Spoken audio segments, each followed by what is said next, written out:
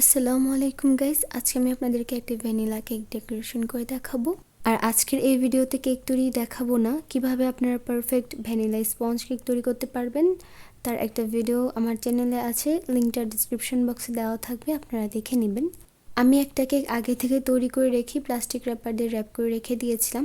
আমি র্যাপিং পেপারটা সরিয়ে নিচ্ছি এবং কেকটাকে একটি ছুরির সাহায্যে 2 ভাগে ভাগ করে নিচ্ছি। আপনারা চাইলে 3 ভাগেও ভাগ করে নিতে পারেন। এখন আমি একটা ভাগ নিয়ে নিচ্ছি কেকের। এখন এর মধ্যে সুগার সিরাপ দিয়ে দিচ্ছি। স্পঞ্জ কেকে অবশ্যই সুগার সিরাপ দিবেন, এতে কেকটা দীর্ঘ সময় ময়েস্ট থাকবে। সুগার সিরাপ দিয়ে দেওয়ার পর আমি কেকের একটা লেয়ারের মধ্যে ক্রিম দিয়ে দিচ্ছি। আর আপনারা এই কেকটা কিন্তু 3 ভাগে ভাগ করে 3টা লেয়ারের মধ্যে ক্রিম দিতে পারেন। আমার পার্সোনালি মনে হয় কেকের মধ্যে একটু কম ক্রিম দেওয়াই ভালো। অনেকে আছে অনেক ক্রিম দেয় কেকের মধ্যে, তখন কিন্তু কেকটা লাগে না, তখন মনে হয় যে শুধু ক্রিম খাচ্ছি। যাই হোক, আবার অনেকে ক্রিমটাই বেশি পছন্দ করে। এরপর কেকের আরেকটা লেয়ার বসিয়ে দিয়ে এর উপরেও সুগার সিরাপ দিয়ে আমি ক্রিম দিয়ে কভার করে নিয়েছি, সামান্য একটু ক্রিম দিয়ে। এই জায়গার ভিডিওটা অন করতে ভুলে গিয়েছিলাম, আমি কিছুই করিনি, শুধুমাত্র সুগার সিরাপ দিয়ে সামান্য একটু ক্রিম দিয়ে কেকটাকে কভার করে নিয়েছিলাম, খুবই সামান্য একটু ক্রিম দিয়ে। আমরা আজকে ক্রাম্প কোটিং করব, তার জন্য আমি কেকটা ফ্রিজে রেখে দিয়েছিলাম, কেকটা ফ্রিজ থেকে নামিয়ে নিয়েছি।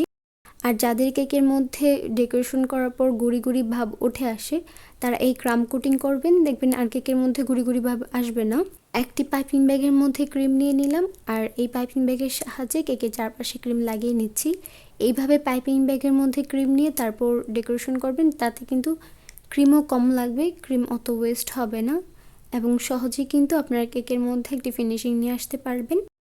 এখন একটি প্যালেট নাইফের সাহায্যে ঠিক ভিডিওতে দেখানো অনুসারে ক্রিমটা আগে একটু সমান করে নিচ্ছি। এখন প্যালেট নাইফটা এক জায়গায় রেখে টার্ন টেবিলে ঘুরিয়ে নিচ্ছি এবং যে এক্সট্রা ক্রিমটা আছে সেটা উঠিয়ে নিচ্ছি, আর যতটুকু সম্ভব কেকের ফিনিশিং নিয়ে আসছি। আর কেকের উপরের পাশটা প্যালেট নাইফের সাহায্যে যতটুকু ভালোভাবে সম্ভব ততটুকু ভালোভাবে স্মুথভাবে ফিনিশিং নিয়ে আসছি। আর এই কেকের ফিনিশিংটা হচ্ছে প্র্যাকটিসের ব্যাপার। আপনারা যত বেশি কেক তৈরি করবেন, ডেকোরেশন করবেন, প্র্যাকটিস করবেন, ততই কিন্তু ফিনিশিংটা ভালো আসবে, ততই কিন্তু আস্তে আস্তে আপনারা তাড়াতাড়ি কেকের মধ্যে ফিনিশিং নিয়ে আসতে পারবেন।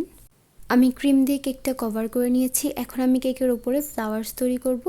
তার জন্য আমি এখানে কিছুটা ক্রিমের মধ্যে ব্লু ফুড কালার মিশিয়ে নিয়েছি। এখন একটি 2D নোজেলের সাহায্যে আমি গোলাপ তৈরি করে নিয়েছি। আমি এখানে একটু জায়গা রেখে রেখে 3টা গোলাপ তৈরি করে নিচ্ছি। এখন আমি একই ক্রিম দিয়ে একটি ছোট সাইজের স্টার নোজেলের সাহায্যে এই বড় গোলাপের পাশে ছোট ছোট গোলাপ তৈরি করে নিচ্ছি। ছোট ছোট 3-4টা গোলাপ তৈরি করে নিচ্ছি। এখন আমি এই একই নোজেলের সাহায্যে কেকের নিচের অংশটাতে বর্ডার দিয়ে দিচ্ছি। আর কেকের নিচে বর্ডার তৈরি করলে কিন্তু কেকটা দেখতে আরও বেশি সুন্দর লাগে। আর এই ভিডিওগুলো আমি রোজার আগেই করে রেখেছিলাম। আর আমার চ্যানেলে কিন্তু আরও শর্টস ভিডিও আছে কেক ডেকোরেশনে, আপনারা চাইলে এগুলো দেখে নিতে পারেন। আর এইখানে কিছুটা ক্রিমের মধ্যে আমি অরেঞ্জ এবং হলুদ ফুড কালার মিশিয়ে নিয়েছি, আর একটি সানফ্লাওয়ার নোজেলের সাহায্যে ছোট ছোট ফুল তৈরি করে নিচ্ছি। আর এই নোজেলটাকে মেবি সানফ্লাওয়ার নোজেলই বলে, আমার ঠিক খেয়াল নেই। আর আপনারা চাইলে ছোট রোজ নোজেলের সাহায্যে কিন্তু এই ফুলটা তৈরি করে নিতে পারেন। এখন ফুলের উপর সুগার বোল দিয়ে দিচ্ছি। আর ওই দিন আমি একসাথে 3টা কালারফুল কেক ডেকোরেশন করাতে আমার হাতের অবস্থা খুবই খারাপ কালার্স দিয়ে। কিছুটা ক্রিমের মধ্যে সবুজ ফুড কালার মিশিয়ে নিয়েছি এবং একটি পাইপিং ব্যাগের সাহায্যে ফুলের মাঝখানে মাঝখানে আমি পাতা তৈরি করে নিচ্ছি। আর আশেপাশে পাখির অনেক কিচিরমিচির শব্দও শোনা যাচ্ছে। যাই হোক, ফুলের চারপাশে পাতা দিয়ে দিলে কিন্তু আমাদের কেক তৈরি। আশা করছি আজকের এই ছোট্ট কেক ডেকোরেশনের ভিডিওটি ভালো লেগেছে। ভিডিওটি ভালো লাগলে অবশ্যই ভিডিওতে লাইক, কমেন্ট, শেয়ার করবেন। আর এরকমই আরও নতুন নতুন ভিডিও পেতে আমার চ্যানেলটি অবশ্যই সাবস্ক্রাইব করবেন এবং পাশে থাকা বেল আইকনটিতে ক্লিক করবেন, যাতে আমি কোনো নতুন ভিডিও আপলোড দিলে তার নোটিফিকেশন আপনারা সাথে সাথেই পেয়ে যান। তো আজকে এই পর্যন্তই। আল্লাহ হাফেজ।